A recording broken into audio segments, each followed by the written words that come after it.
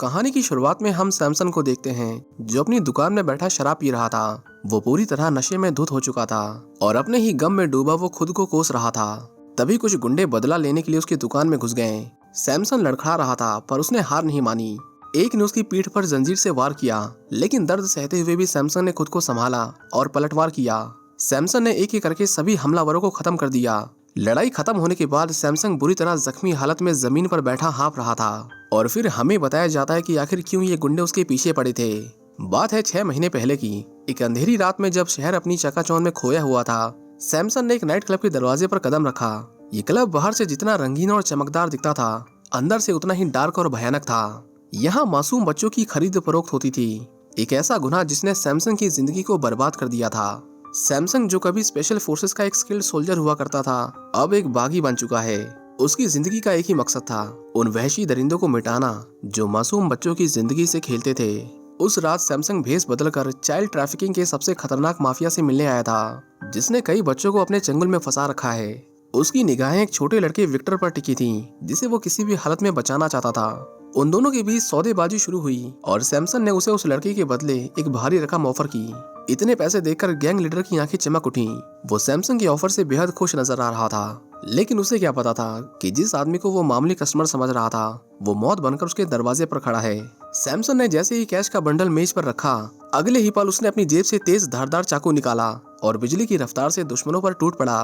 कमरे में अफरा तफरी मच गई और गोलियों की आवाजें गूंज उठी, लेकिन सैमसन के सामने कोई नहीं टिक पाया। वो एक एक करके सभी गुंडों को मौत के घाट उतारता गया। उसकी हर चाल, उसका हर वार सटीक और जानलेवा था। एक झटके में उसने एक आदमी को जोरदार किक से गिरा दिया, तो अगले ही पल किसी के जबड़े पर कोहनी से ऐसा वार किया कि वो बेहोश होकर जमीन पर गिर पड़ा। जब सभी दुश्मन ढेर हो गए तो सैमसन तेजी से उस कमरे की ओर भागा जहां विक्टर कैद था। उसने दरवाजा तोड़ा और अंदर घुसते ही विक्टर से कहा, डरो मत, तुम्हारी माँ ने मुझे तुम्हें लाने भेजा है, अब तुम सेफ हो। विक्टर को लेकर सैमसन नाइट क्लब के बेसमेंट में पहुंचा, जहां उसकी पहले से तैयार मोटरसाइकिल खड़ी थी। उसने विक्टर को पीछे बैठाया और क्लब से तेजी से निकल पड़ा, लेकिन जाने से पहले उसने एक आखिरी चाल चली। सैमसन ने क्लब में पहले से ही जगह जगह पर एक्सप्लोजिव लगा दिए थे। अब समय था उस नर्क के अड्डे को हमेशा के लिए खत्म करने का। जैसे ही वे दूर निकले, सैमसन ने रिमोट का बटन दबा दिया।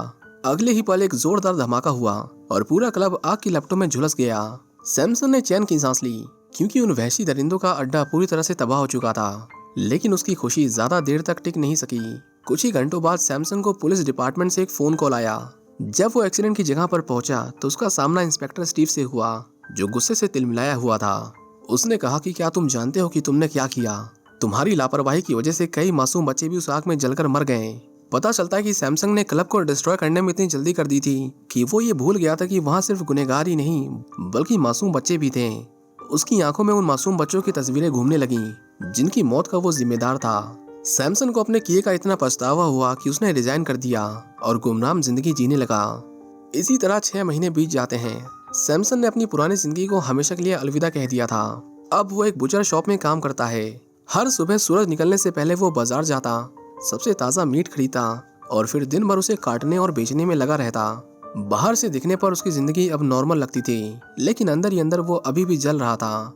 हर रात जब वो सोने जाता तो उसकी आंखों के सामने उन बच्चों के झुलसे हुए चेहरे आ जाते हैं। इसी बीच मोल्दोवा के एयरपोर्ट पर एक अमेरिकन फैमिली खुशी खुशी लैंड करती है। फेडेन, उसकी वाइफ मोनिका और उसकी 14 साल की बेटी बेकी अपनी छुट्टियों को यादगार बनाने के लिए बहुत एक्साइटेड थे। खासकर बेकी, जो नई जगह को एक्सप्लोर करने के लिए बेताब थी।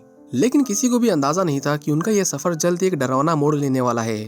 फेडेन, जो एक मशहूर एमएमए फाइटर है, इस सफर के दौरान एक मैच में हिस्सा लेने वाला था। जब वे एयरपोर्ट पर अपनी बेटी की फोटो खींच रहे होते हैं, तभी कुछ दूरी पर खड़ी एक लड़की जिसका नाम एमिलिया था, चोरी छिपे बेकी की तस्वीरें ले रही होती है।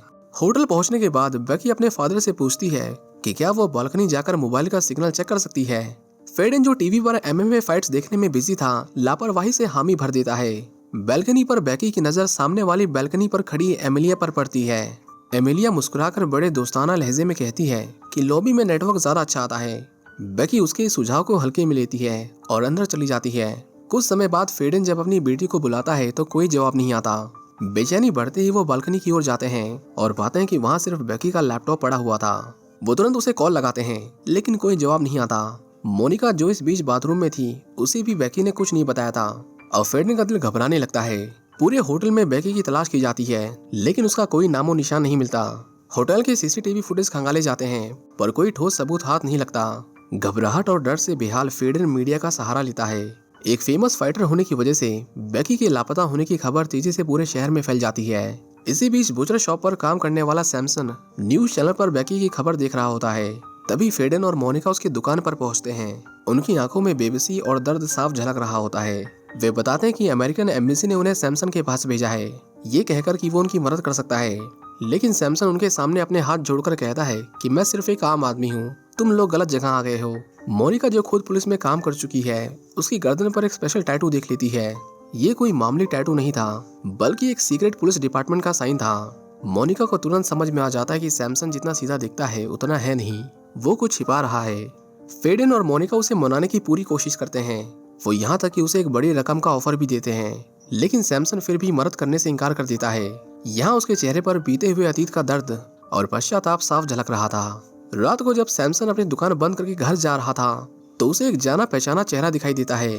उसका बेटा सेल्विन उससे मिलने आया था। सेल्विन दौड़कर अपने पिता के पास जाता है और कहता है कि पापा, आप ही उनकी आखिरी उम्मीद हैं। अगर आपने उनकी मदद नहीं की तो वो मासूम लड़की शायद कभी वापस नहीं आएगी। वो कहता है कि पुलिस चाहकर भी कुछ नहीं कर सकती, क्योंकि इस गैंग के पीछे बड़े लोग खड़े हैं। ये सिंडिकेट इतना ताकतवर है कि कोई इनके खिलाफ जाने की हिम्मत नहीं करता। लेकिन सैमसन अभी भी चुप रहता है।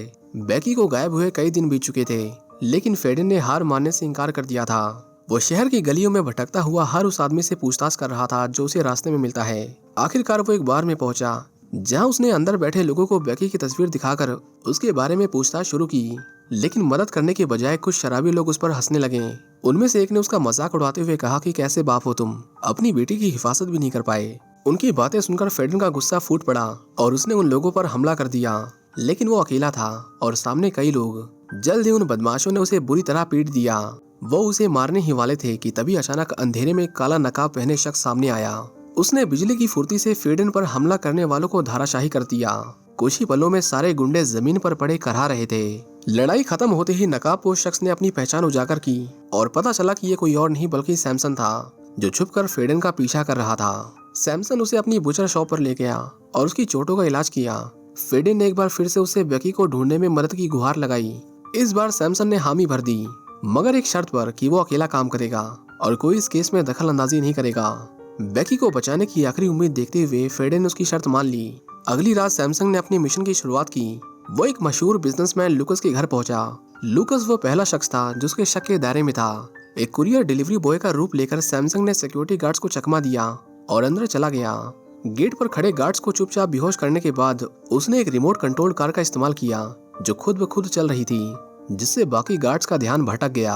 इसी दौरान सैमसन छुपकर कंट्रोल रूम में दाखिल हो गया और वहां लूकस के कमरे में घुसते ही सैमसन ने एक सेकंड की भी देरी किए बिना उसे जकड़ लिया।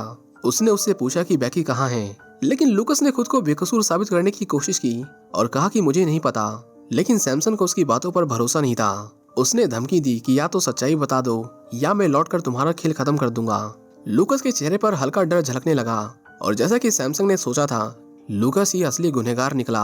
सैमसन के वहां से जाते ही लूकस ने अपने सबसे भरोसेमंद आदमी विलैट को फोन किया और उसे ऑर्डर दिया कि गवाहों को खत्म कर दो और बेकी को भी रास्ते से हटा दो। विलैट ने तुरंत एमिलिया और उसके साथी को गोली मार दी। फिर उसने बेकी को पकड़ लिया और उसे धमकाने के लिए उस पर पेट्रोल छिड़क दिया। अगले दिन पुलिस को एक जला हुआ शरीर मिला। लाश के हाथ में वही ब्रेसलेट था जो बेकी हमेशा पहनती थी। पुलिस ने तुरंत इसे बेकी की डेड बॉडी समझ लिया। जब ये खबर मोनिका और फेडन तक पहुंची तो उनकी पूरी दुनिया मानो उजड़ सी गई। डीएनए टेस्ट के लिए डेड बॉडी को अस्पताल ले जाया गया। रिपोर्ट का इंतजार करते हुए सैमसन, फेडन और मोनिका अस्पताल में बैठे थे। जब डॉक्टर ने रिपोर्ट सौंपते हुए कहा कि ये बेकी की ही डेड बॉडी है, तो मोनिका फूट फूट कर रो पड़ी। उसने गुस्से में सैमसन की तरफ देखा और उसे जोरदार थप्पड़ जड़ दिया। मोनिका ने कहा कि अगर तुमने शुरू से ही सही कदम उठाए होते तो आज मेरी बेटी जिंदा होती। दुख, पछतावे और गुस्से से भरे हुए फेडन और मोनिका ने अमेरिका लौटने का फैसला किया। अगली सुबह सैमसन अकेला अपनी दुकान में बैठा शराब के गिलास पर गिलास चढ़ा रहा था। इसी बीच लूकस के गुंडे बदला लेने के लिए उसकी दुकान पर हमला करने आ पहुंचे। सैमसन लड़खड़ा रहा था, लेकिन उसने हार नहीं मानी। एक ने उसकी पीठ पर लोहे की जंजीर से वार किया, लेकिन दर्द सहते हुए भी सैमसन ने खुद को संभाला और पलटवार किया। वहां जबरदस्त गोलीबारी होने लगी, लेकिन सैमसन ने एक एक करके सभी हमलावरों को खत्म कर दिया। वो पूरी तरह जख्मी हालत में जमीन पर बैठा हाफ रहा था। तभी उसके दिमाग में अचानक से एक याद उभरी। उसे याद आया कि बेकी हमेशा अपना ब्रेसलेट बाएं हाथ में नहीं बल्कि दाएं हाथ में पहनती थी। वो समझ गया कि लाश बेकी की नहीं हो सकती और वो अभी भी जिंदा थी। वो समय बर्बाद किए बिना एयरपोर्ट की ओर दौड़ा। फेडेन और मोनिका अमेरिका लौटने ही वाले थे, लेकिन वो ऐन मौके पर एयरपोर्ट पहुंचा और उन्हें रोकते हुए हाफते हाफते कहा कि बेकी मरी नहीं है। सैमसन ने जल्दी से अपनी बात कही। उसने कहा कि उस ब्रेसलेट की पोजीशन देखो, बेकी हमेशा से दाएं हाथ में पहनती थी, लेकिन लाश पर ये बाएं हाथ में था। उन्हें शक था कि फोरेंसिक डॉक्टर को रिश्वत दी गई थी। तीनों फौरन अस्पताल लौटे और डॉक्टर को घेर लिया। सैमसंग ने उसका कॉलर पकड़कर उसे दीवार से चिपका दिया और कहा, सच बोलो, किसके कहने पर ये झूठ बोला था। डर के मारे डॉक्टर टूट गया और उसने कबूल किया कि उसे स्टैलू ने पैसे देकर रिपोर्ट बदलने को कहा था। इंसानियत का सबसे घिनौना दुश्मन स्टैलू मोल्दोवा का डिप्टी डिफेंस मिनिस्टर था। वो अमेरिकन लड़कियों की किडनैपिंग कर उन्हें तस्करों को बेचता था। लेकिन जैसे ही स्टैलू को खबर मिली कि सैमसंग, फेडेन और मोनिका उसके पीछे हैं, उसने तुरंत अपने गुंडे व्लाड को ऑर्डर दिया कि इन तीनों को खत्म कर दो।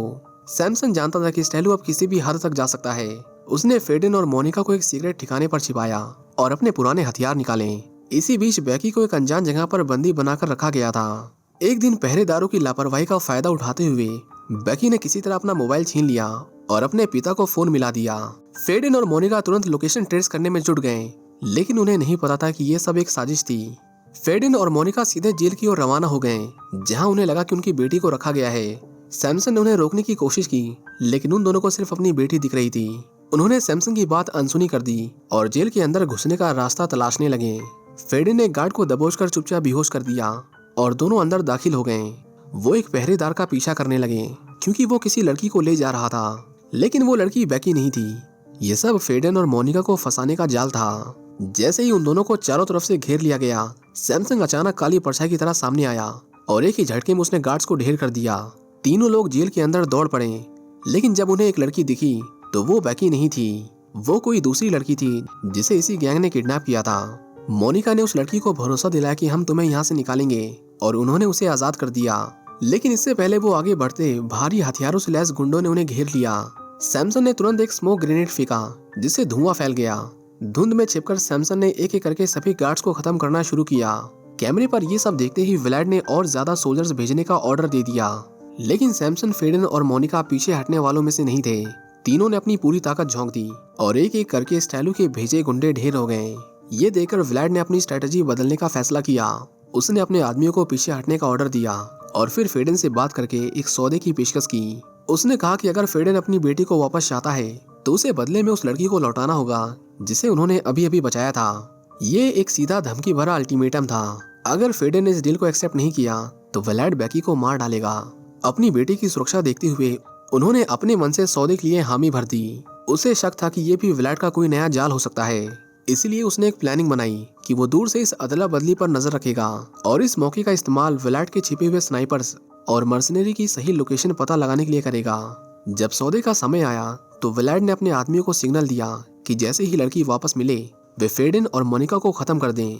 लेकिन सैमसन पहले से अपनी चाल चल चुका था। उसने व्लाड के 2 स्नाइपर्स को पहले ही ढेर कर दिया, जिससे हमलावरों की प्लानिंग गड़बड़ा गई। इसी बीच पुलिस भी मौके पर पहुंच गई और पूरे इलाके को घेर लिया ताकि व्लाड और उसके साथी भाग ना सकें। पर इन सब के बीच सबसे चौंकाने वाली बात ये थी कि वो दूसरी लड़की उतनी ही बहादुर निकली जितनी सैमसन को उम्मीद थी।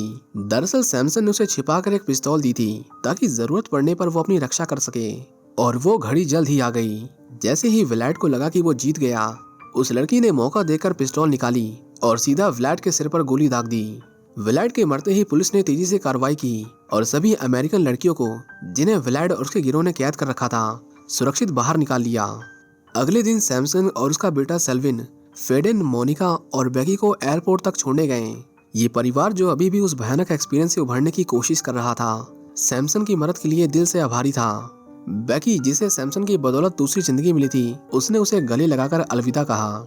लेकिन कहानी यहीं खत्म नहीं हुई। आखिरी सीन में हमें एक चर्च को दिखाया जाता है। मोमबत्तियों की हल्की रोशनी के बीच स्टैलू घुटने के बल झुका हुआ था। अपने कुकर्मों का पश्चाताप करते हुए वो ईश्वर से अपने पापों की माफी मांग रहा था। उसकी आवाज कांप रही थी, जैसे उसे अपने अंत का आभास हो गया हो। अचानक चर्च के अंधेरे से एक परछाई निकली। ये कोई और नहीं बल्कि सैमसन था। उसकी आंखों में गुस्सा और उसके हाथ में एक पिस्तौल थी। उसने कहा, भगवान तुम्हें माफ कर सकता है, लेकिन मैं नहीं। स्टैलू ने घबराकर उसकी ओर देखा, लेकिन इससे पहले वो कुछ बोल पाता, सैमसन ने बिना किसी झिझक के ट्रिगर दबा दिया। गोली सीधे स्टेलू के दिल में जा धंसी और वो वहीं गिर पड़ा। इसी के साथ ये कहानी यहीं खत्म हो जाती है। उम्मीद करते हैं कि आपको ये वीडियो पसंद आई होगी। अगर आप हमारे चैनल पर नए हैं तो चैनल को सब्सक्राइब जरूर करें और बेल आइकन को दबाना ना भूलें, ताकि जब भी हम नया वीडियो लाएं आपको उसका नोटिफिकेशन सबसे पहले मिले।